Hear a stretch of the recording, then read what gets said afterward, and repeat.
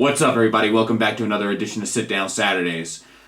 You know, I had to clear the air from last week and stuff. It isn't a new mask. I've had it forever. It's just the most uncomfortable of the three I have, and my other two are in the wash, and I haven't been able to actually find them since my wife washed them, so it's this one for the time being. It's just the least comfortable, and it's the most difficult to see out of. But I'm glad that you like it.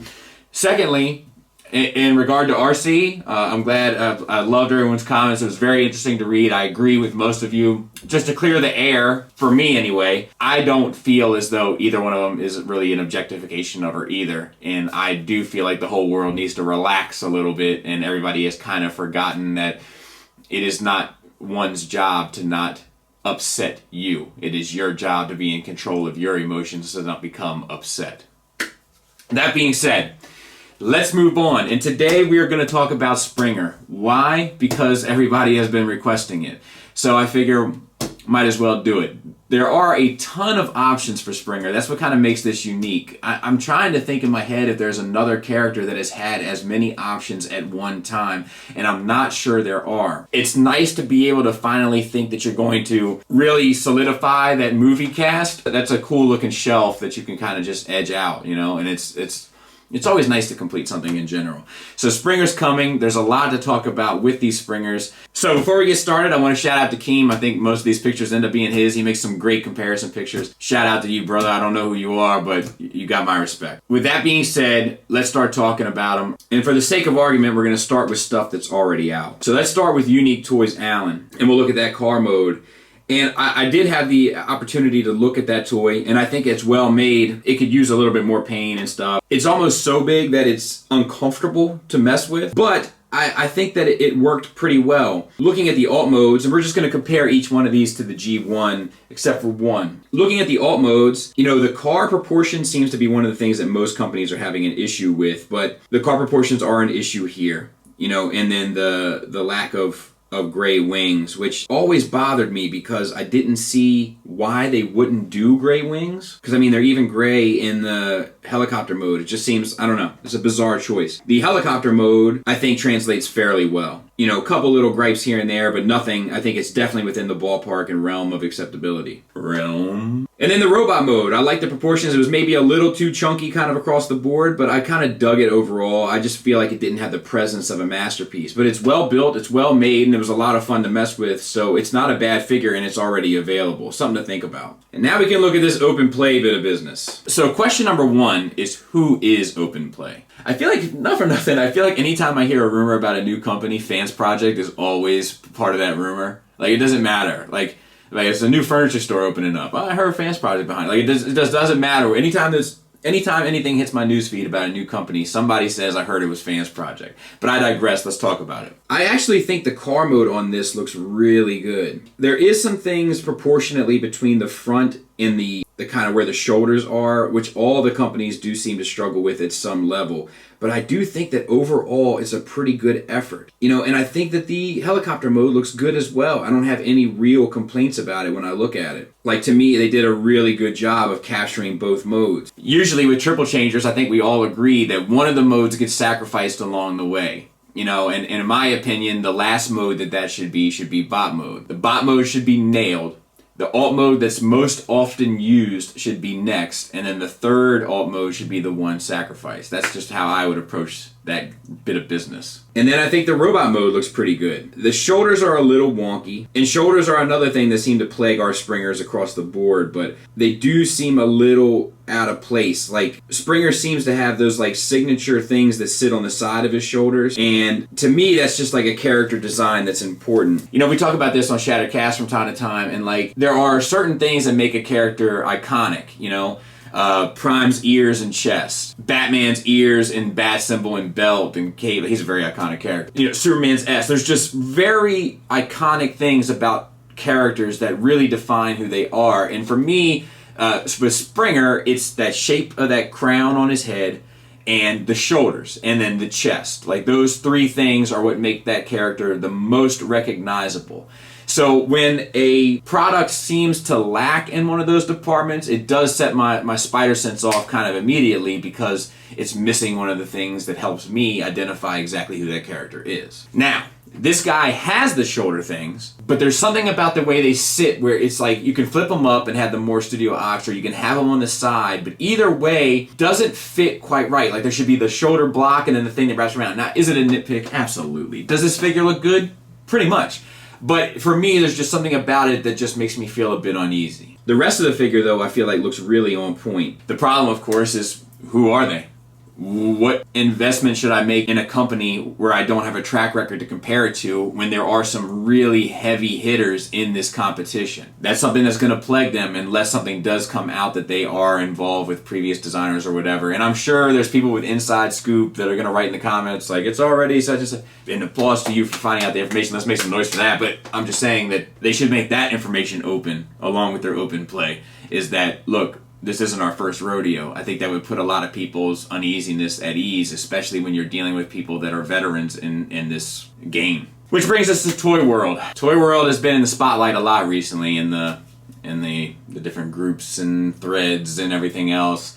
And I don't know what's going on there. I've been watching it closely. I've been reading everyone's thoughts and input, but I'm not exactly sure what's going on there.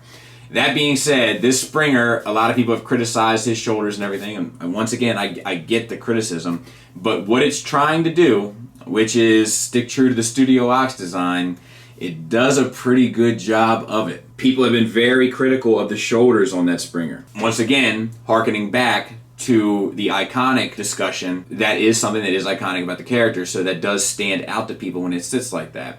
Unfortunately, the design that they're going off of, it's pretty much spot on. I like that the Toy World one in robot mode has tons of line work and added details and stuff. That rings true to the Studio Ox design as well. I don't feel like it's proportioned as well. I don't feel like the proportions of the Toy World one match the proportions of the Studio Ox one. The Studio Ox designs are always done in that really elongated lower body and shorter upper body, to kind of always give that perspective of their larger than life. It especially looked great on combiners, like some of the Studio Ox art that was used for Call of the Primitives in Season 3 with that Predaking, or with the Abominus when he came up and the antenna split, and like little stuff like that that's just very cool and very specific to them. I'm not sure if that coolness really comes across in this Toy World design. That's my issue. I think it looks pretty accurate to what it's trying to do.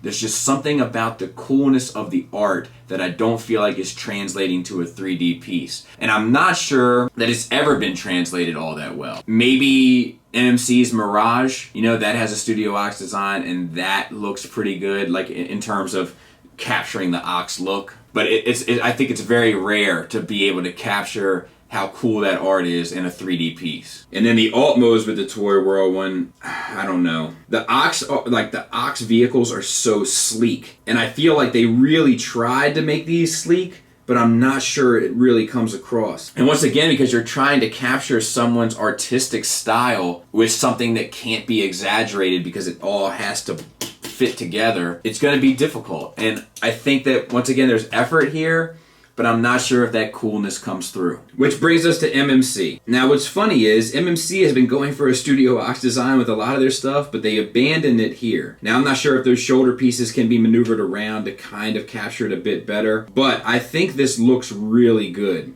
I think the helicopter mode looks fair, and I think the car mode looks way off, but I think the robot mode looks great. The question with this is, which MMC is showing up to this party? Is it this MMC? Because if it's this MMC, sign me up, I'll be there with bells on. But if it's this MMC, look, the nice thing about having kids is that you can always use your kids as an excuse to not go to a party. What time is it? What day? I'd love to. I would love to, but the kids, that kid's got something going on that day. You get the picture. MMC has been very inconsistent to me recently. I need to know which MMC is coming to the party.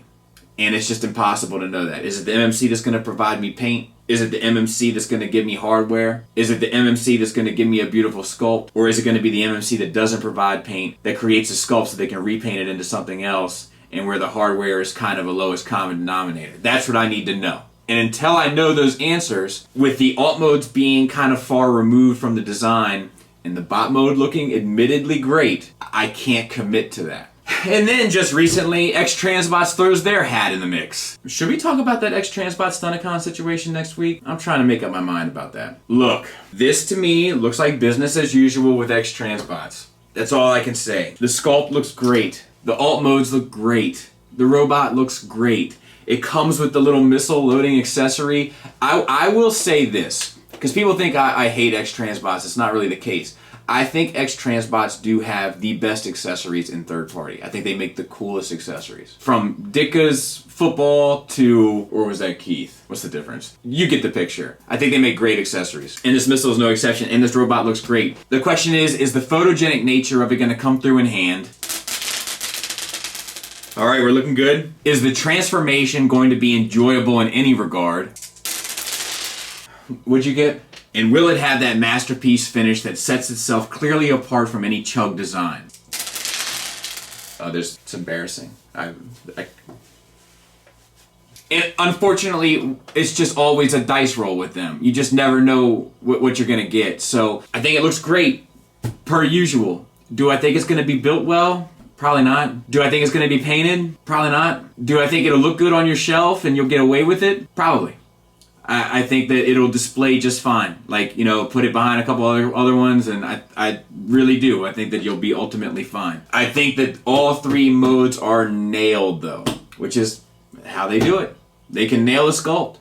If they can figure out the rest, they could probably be the most powerful third-party company in the game. And then lastly, Fans Toys. Fans Toys! Let's talk about it. I think the sculpt looks great. I think the robot mode looks great. I think the car mode is a little iffy, but it doesn't, to me, it doesn't look hateful. It looks in the ballpark, and I think the helicopter mode is a little iffy too. And I think it's the same thing on both that's making them iffy, and that is the windshield. Now, I know in helicopter mode, the windshield is a little bit smaller, but in car mode, the windshield is a little bit bigger. And obviously, they can't have two windshields, and I get that. But I almost feel like they went too small, and maybe if they would have gone like somewhere in between a bigger one and a little one, and I think that's one thing that definitely throws it off. I mean, really, that's nitpicking. The car also, I feel like, should be a little wider at the back end, so to speak, and I feel like the wings on the helicopter should be a little bit longer. They look a little bit stunted. But robot mode looks to be on the money. If I were to nitpick about it, I would say that the biceps are the wrong shape and the abdomen is technically off. But to be fair, the abdomen on all of them is pretty off, with the exception of X-Transbots. Which one am I going with? Fans Toys. Fans Toys! Based on reputation and a little bit of Jen Urso's hope. Which one should you go with? Whichever one you like the best. I hope I've been able to illustrate a couple of the issues and things and interesting things I've seen along the way. It's hard to tell, you know, without having the figures in hand what's going to be good or bad about them, but just based on aesthetics, I think that X-Transbots is the closest to the mark of G1 accuracy. I think that Toy World is the closest to Studio Ox, and I think that MMC and Fans Toys and Open Play look the best. Open Play doesn't have the history, MMC doesn't have the consistency, and Fans Toys isn't plagued down with those issues to me yet. But tomorrow could be any man's game. Hope that helps. And who knows? 2 weeks from now, the Takara one will probably be announced. Thanks for listening. Thanks for watching. Until next time, take care.